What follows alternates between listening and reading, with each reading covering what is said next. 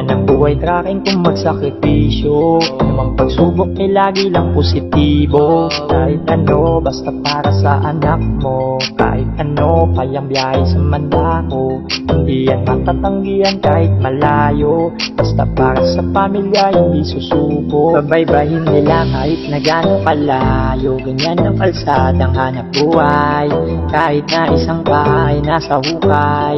Alang-alang sa mga mahal sa buhay, ng mundo'y magkakulay. Traffic man ang mabutasan ng gulong mo, okay lang yan basta maayos ang iyong pagmaneho. Malubak ka man o humantong man sa peligro, ka lang malingat at sana ay maging alisto.